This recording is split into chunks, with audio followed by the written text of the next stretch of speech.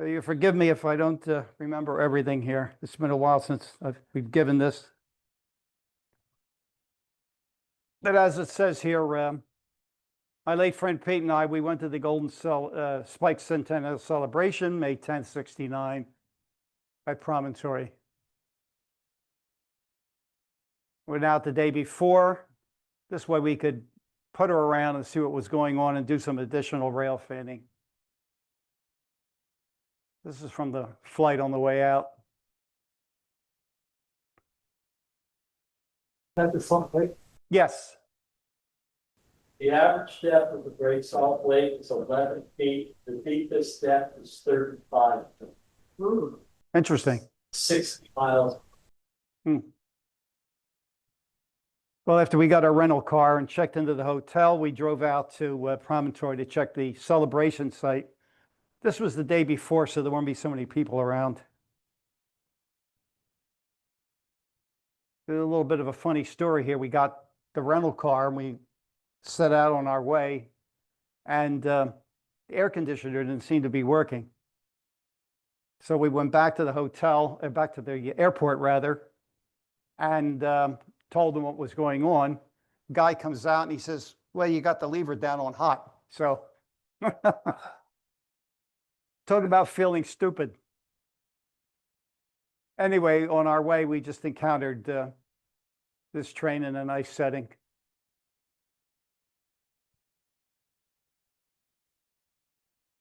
And these were the preps for the next day's celebration, which was a madhouse. And this is the stand-in for UP 119. And it's actually ex-Virginian truckee number 11 to Reno.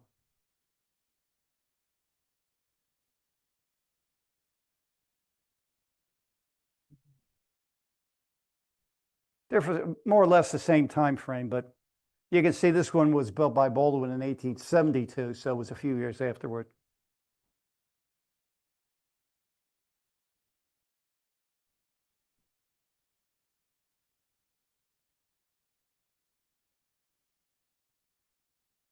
And this is the place where the engines will touch pilots on the following day.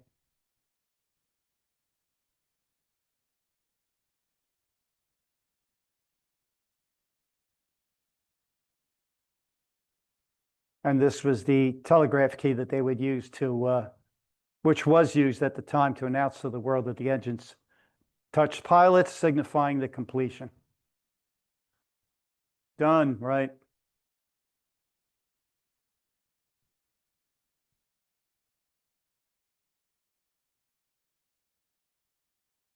This must be the most God-inhospitable place in the world. Millions of gnats, so many that you could hardly stay out of the car more than a minute or two. So what we would do, we'd sit in the car and hopefully we'd hear the trains coming, and then we'd jump out, take a couple pictures, and then jump back in.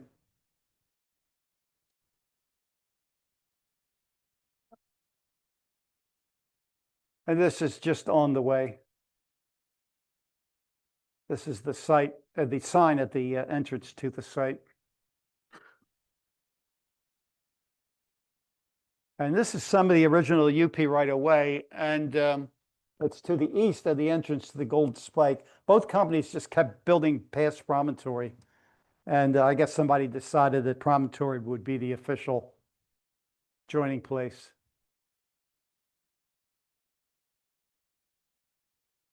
This is Bear River Bay at Promontory Point.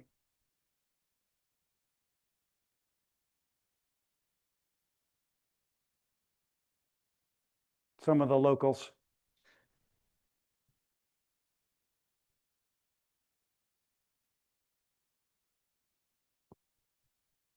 Where the arrow is on the right there is the one of the bridges on the loosened cutoff. And that's the railroad going across there.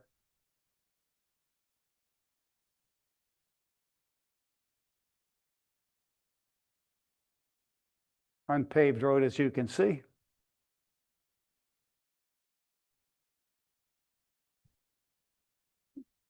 And we were rewarded by a train.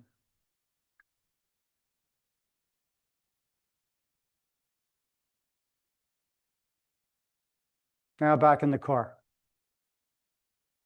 I was also very hot.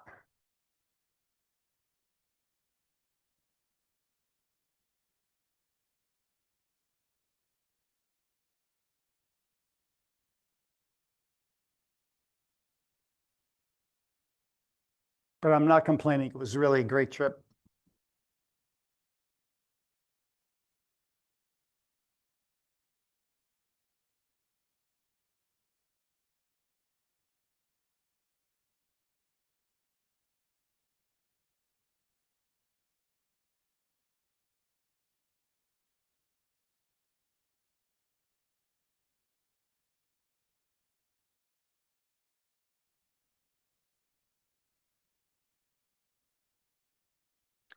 There's a little better view from the telephoto.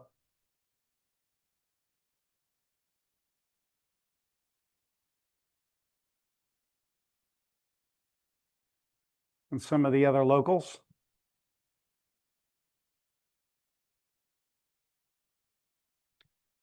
And as it says here, our next stop was Corrine, Utah. This is the end of the track of the original transcontinental line around the north side of the lake, operated by SP. And there is, I guess it's still there, a State Railway Museum.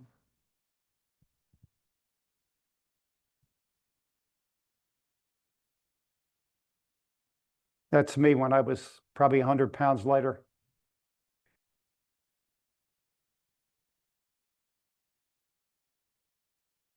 Or why there's a was a UP station here, God only knows, but whatever.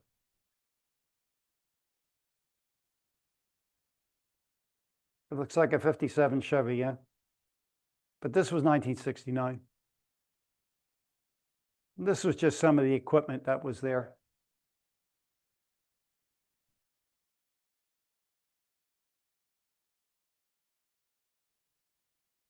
This is a former Salt Lake, Garfield, and Western coach.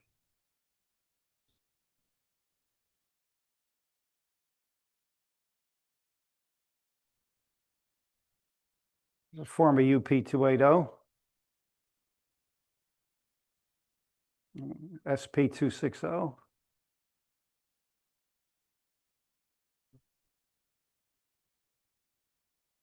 And the Salt Lake, Garfield, and Western event originally was electrified, and they would, I guess their main route was from downtown out to the lake.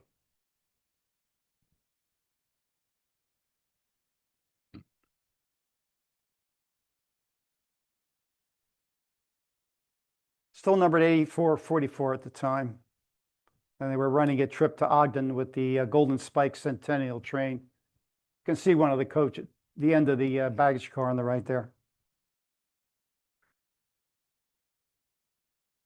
Wasn't too happy they parked it under the bridge, but whatever.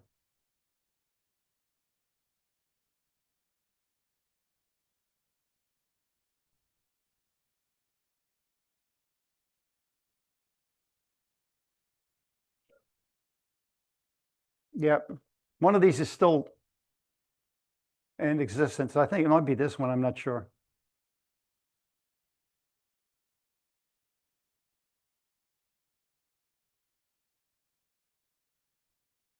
No, that's just two diesels in one frame, basically. Two engines in one frame. Big sucker. And this is the westbound Challenger.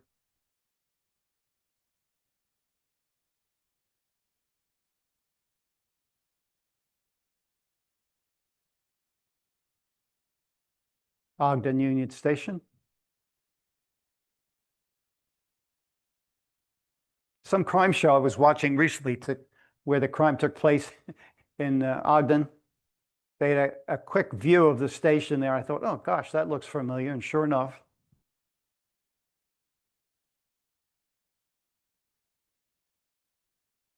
but this is obviously the Golden Spike Centennial train.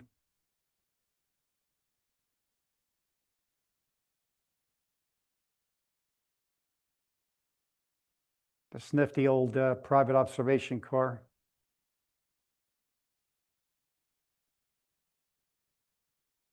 All the admirers.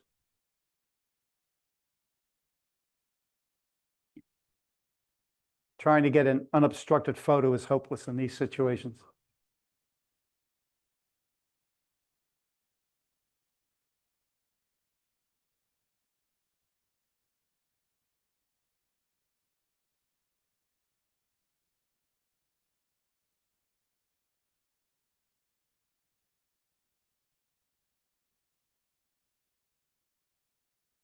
ST45 here. In service, they were hardly ever this nice and clean.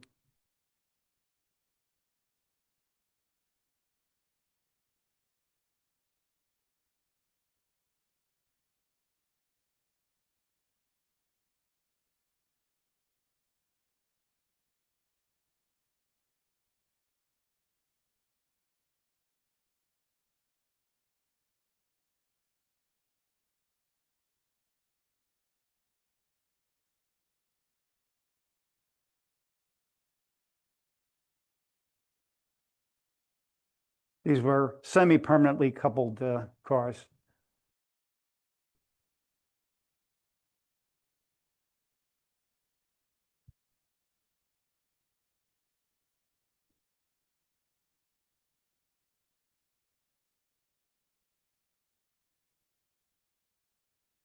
Can't do this anymore. The vandals will throw in all the cars.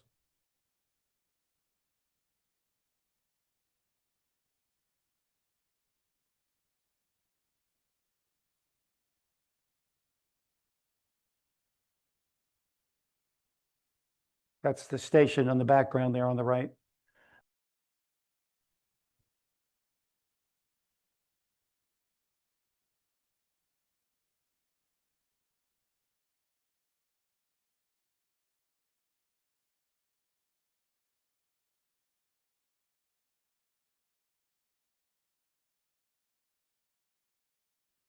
Here, the 8444 is being serviced.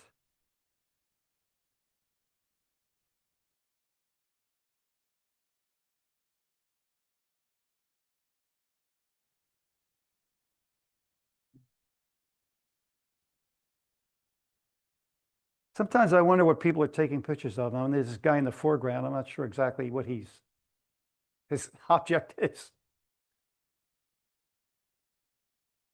A little close up of the running gear.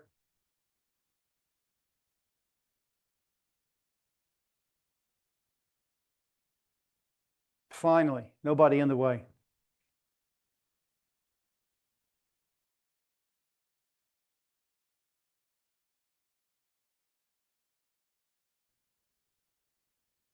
There's a couple of gas turbines inside the roundhouse.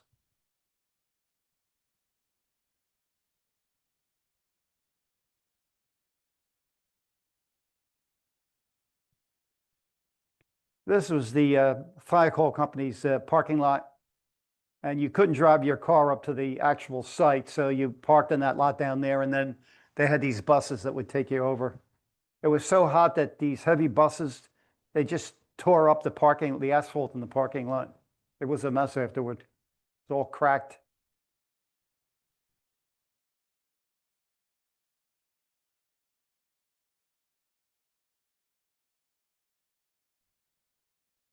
And here they're moving the engines into position.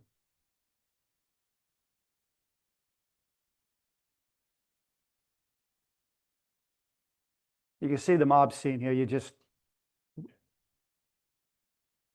There's one engine on the far left and the other one on the right there. I don't know who this was.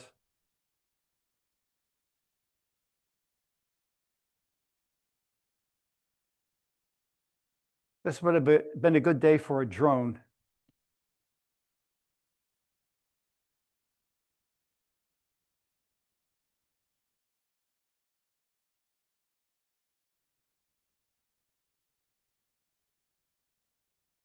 This is the monument. I guess this is still there.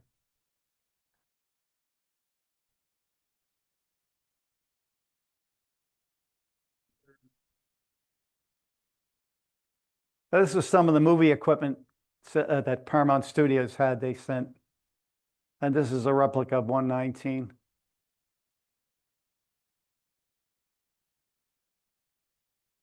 Central Pacific 60.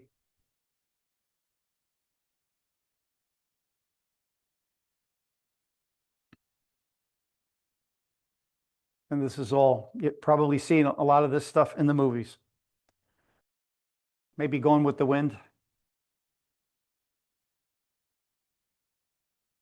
This was UP's Golden Spike Centennial Expo car.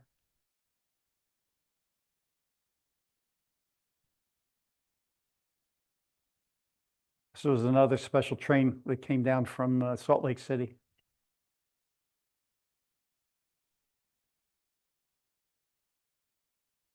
Reasonably clean.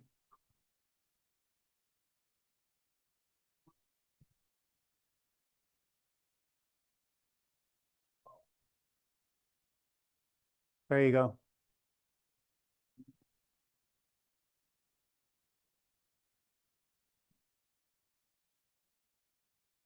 It's a very pretty place.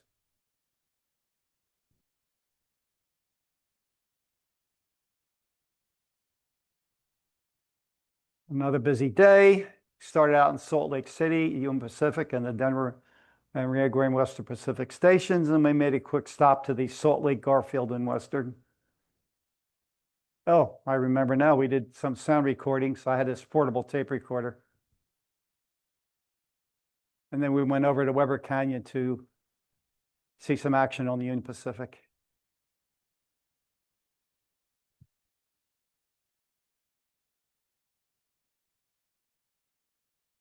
There's the Hire and Company's train.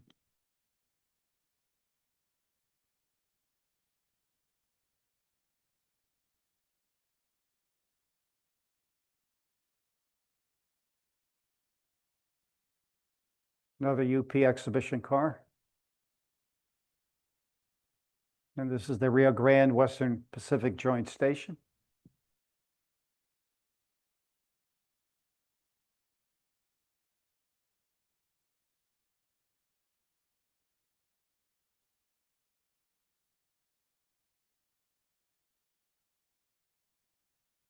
Actually, there are sound recordings associated with this. I don't know if they'll play on the laptop.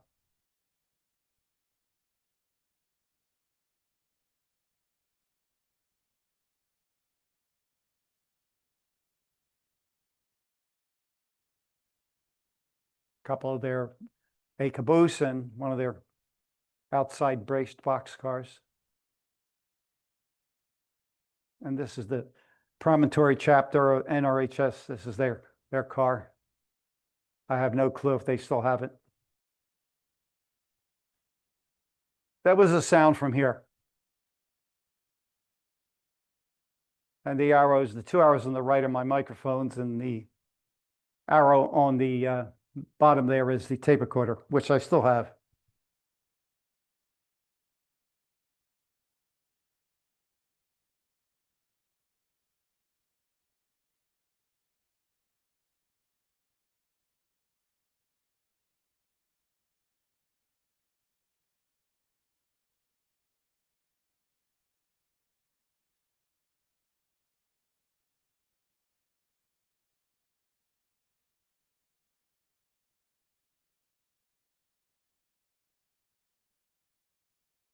And this is I guess, about the entrance to Weber Canyon. Wanted to see some action on the UP. Yeah, this is the one track, this is the other track.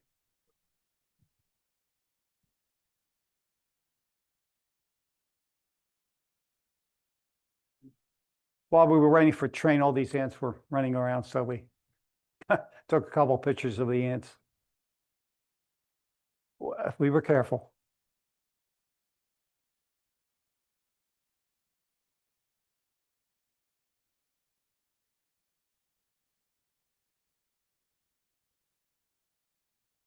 This is part of the Wasatch Range.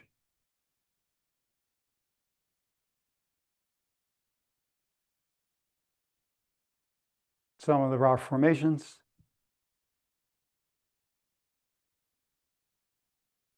This is UP's Echo Station. Note the lower quadrant semaphore on the left.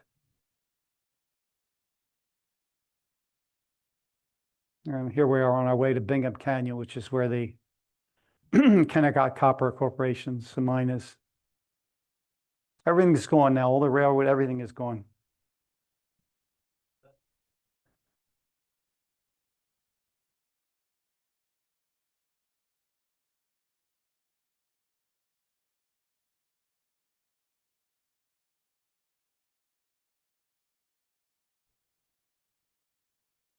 Right. That's just another view up the road. That's the very bottom of the pit, as Pierre noted. And actually, they could move the, this being electrified at the time, they see these are the poles to hold up the catenary, and these could be moved. Because they would have to move the track from time to time, obviously, so they would kept going down, and they could be moved. Now, I'm not exactly sure what all the story was here, but I think the loaded trains went out through this tunnel. Well, here you can see some of the catenary poles, the removable ones, and here's one of the electric engines and some of the cars. A couple of pictures a little closer in, but here's one of the trains coming out of the tunnel. Just another overview. You can see there's several trains here. There's one, another one, another one. There's just an engine by itself and a couple more trains down here.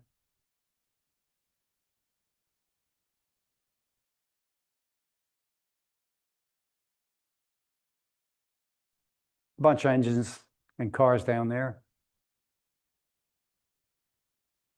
Now they alerted us to the when there would be an explosion, so that we could watch. And here, obviously, is one of the engines.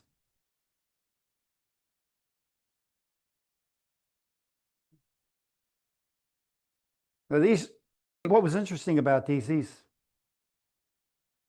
cars present quite a load, and when they would start to move, the front axle of the trucks would lift off the rail until they got moving a little bit, and then it would settle back down. Surprised they didn't have more derailments.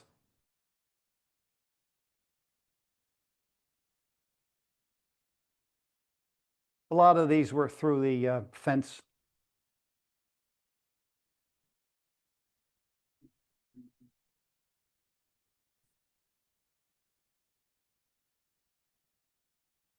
Their crane. So I guess they did have an accident from time to time. A nifty trestle here.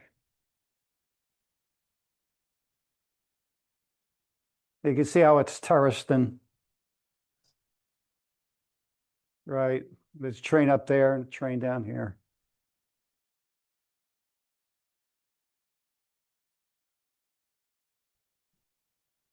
And just a couple more views here. You can see all the terracing.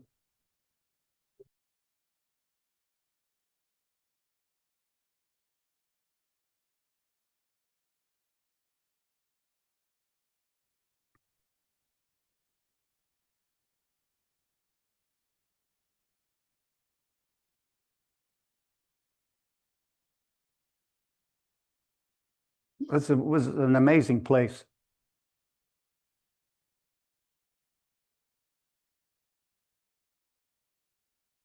Now, this is the train going to where Pierre said going to the smelter. And this location, as you can see by the sign, called Cyrus. I think for a while, after they stopped using the railroad on the pit, they still maintained this right of way here, and they still use the trains on this upper level. I'm not sure exactly what the arrangement was. I guess they used trucks to bring the ore up, and then they would put them in these cars, and the railroad would take them. We lucked out this day just to find this guy on the main line. On their caboose.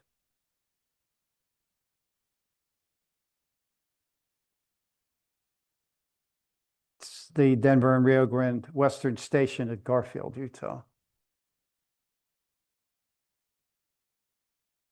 There's a few non-railroad pictures.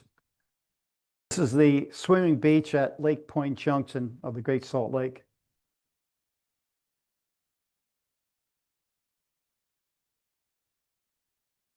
We did not partake of the lake.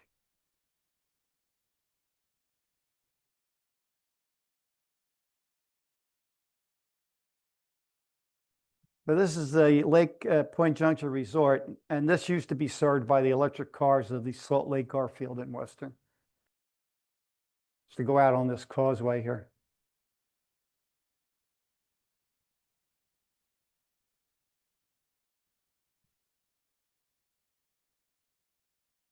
There's number 75 again. They numbered these engines every 15. They were 60, 75, and 90 that I'm aware of.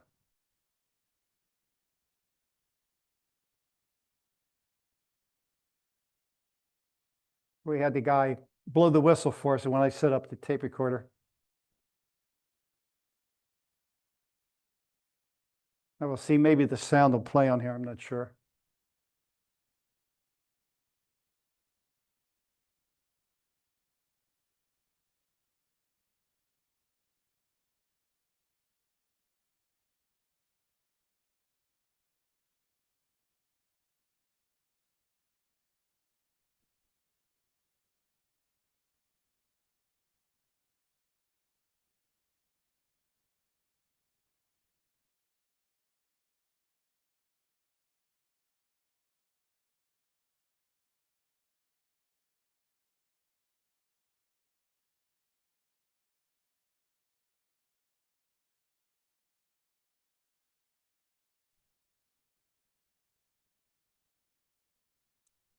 State Capitol building.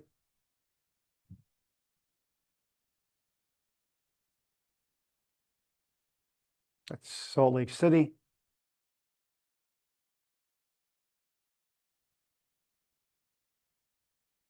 The Mormon Temple.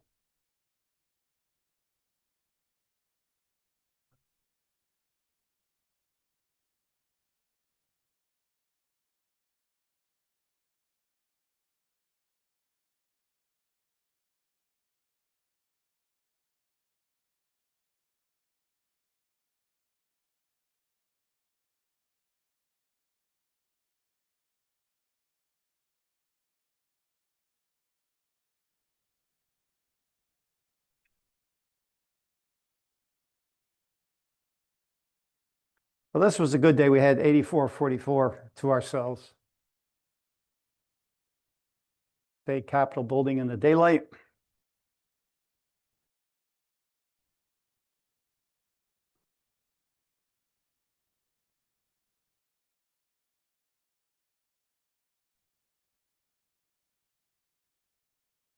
This is the Assembly Hall with the Seagull Monument on the left.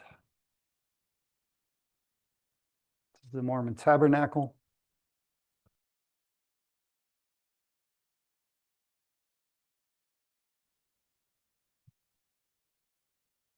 Now, this is the only place in the tabernacle where non-Mormons can visit.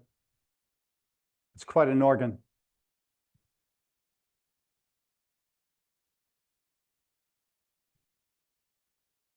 A couple more of the gas turbine engines.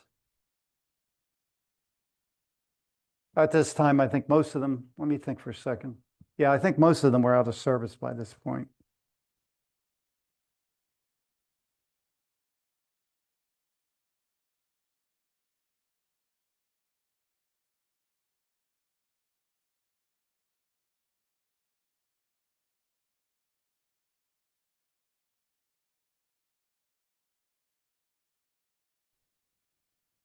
This is some of the engines in the yard when we visited.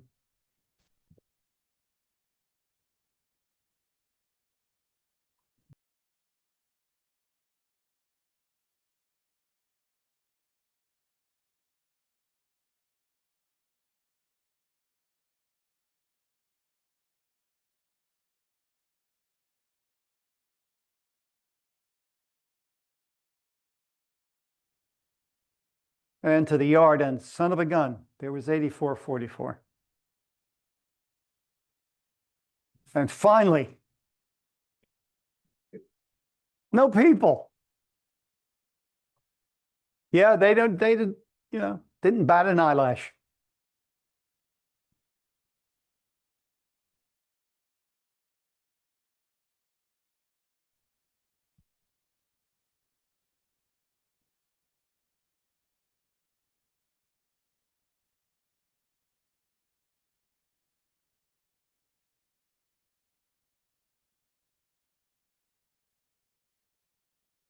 This day we found their 44 ton. I guess this is a 44 tonner.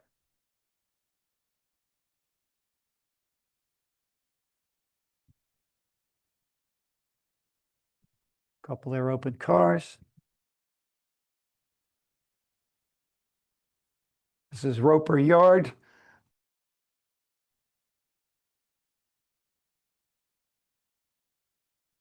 A clean one.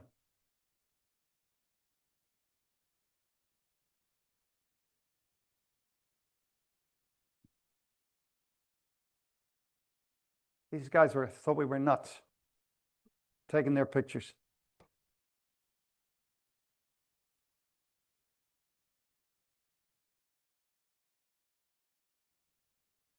Oh, your fallen flags here.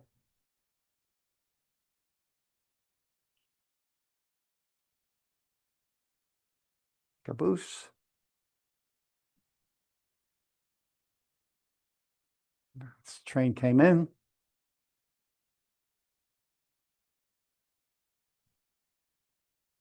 And this is it on the way home. This is the Wasatch Range from the plane. Very pretty. That's it. Back to work.